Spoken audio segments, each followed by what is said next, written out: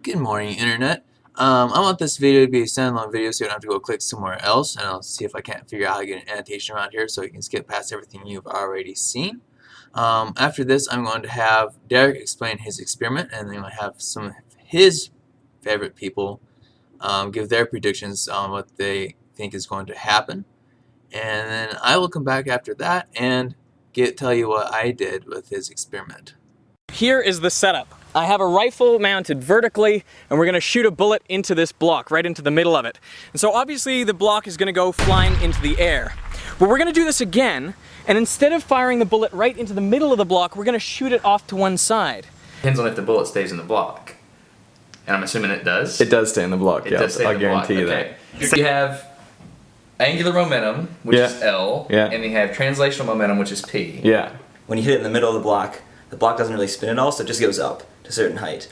But when you hit it on the side of the block, it's going to be spinning, so it's going to have imparted some kinetic energy, so there won't be as much potential energy. And so the total energy of the system basically has to stay constant, and the kinetic plus potential, which would be the height it goes to, will have to be constant. So if it's spinning and has kinetic energy, it can't go as high. That's my prediction. So my prediction is it'll go up, not as high, but it'll spin more if it's hit to the side.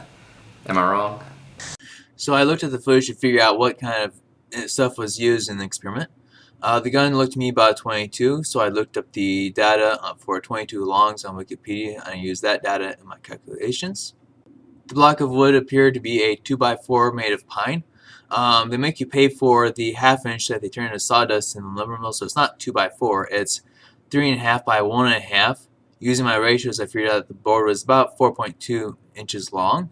The video was kind enough to show where the bullet hit the wood, and so I was able to use that data to figure out the angular momentum and angular velocity of the bullet when it hit the wood.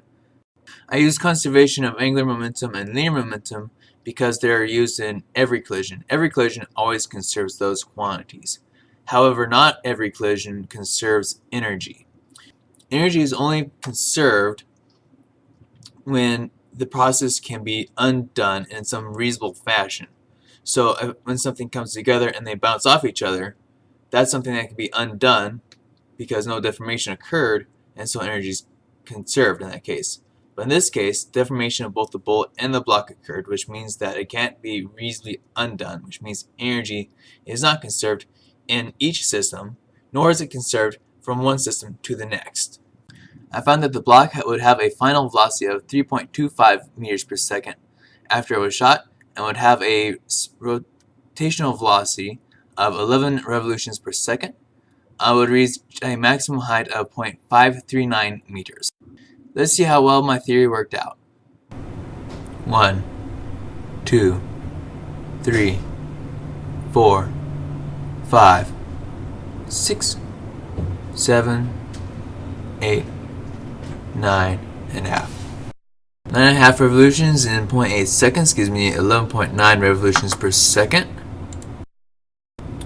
With the edge of the block known and the shown height, I find that the block reached a maximum height of 0.845 meters.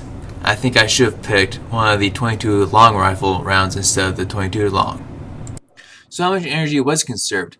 I found that the translational kinetic energy was 0.965 joules and the rotational kinetic energy was 0.783 joules.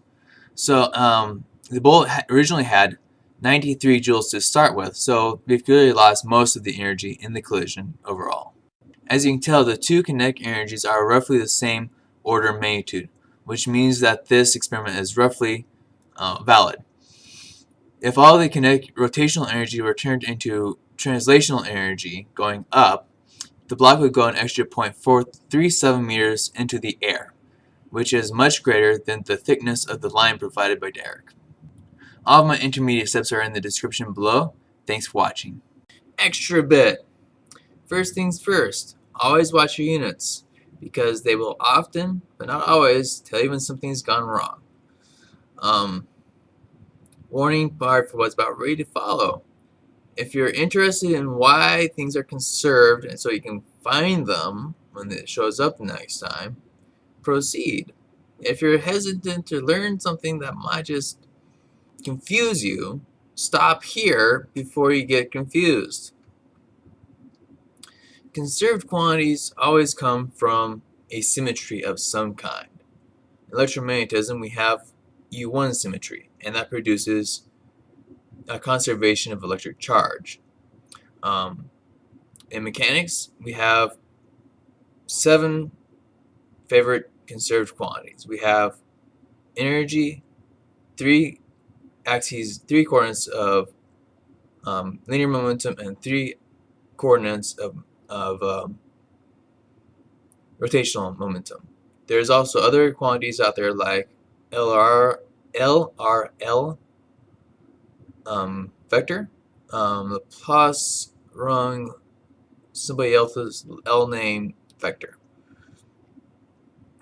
which you get in gravitational situations, and there's probably a whole lot more out there that I'm not aware of, but they're out there and they exist because of symmetries. The ones that are interested in that occur in collisions are energy, linear momentum, and rotational momentum. I have diagrams of collisions. There are 3 types of symmetry. If I rotate it, that rotation is called rotational invariance, and the collision is still going to happen the same way, no matter what orientation was in.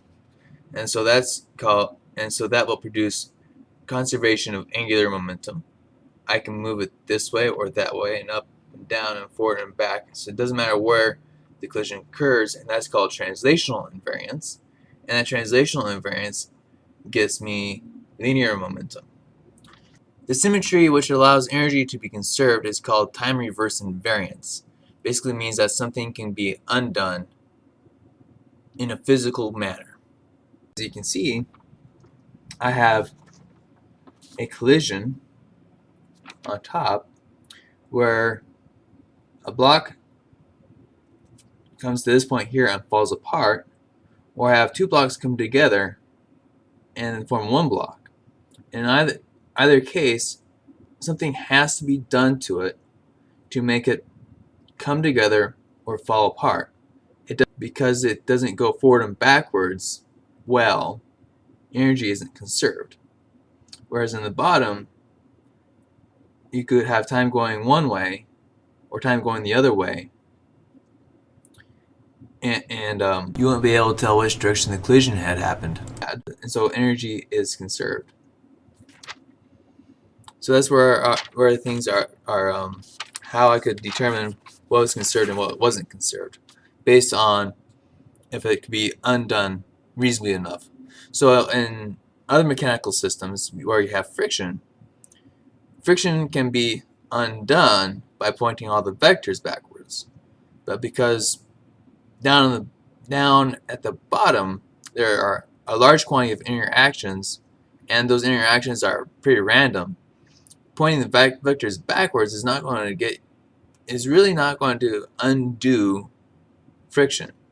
And so because of that, friction in a system is going to cause energy to not be conserved. In this case here, we had the deformation of bullets and block, and you can't undo that deformation very easily, so that is a loss of energy as well. When you have blocks coming apart, they don't come back together without a certain amount of glue, and because of that, again, things falling apart, you don't have conservation of energy.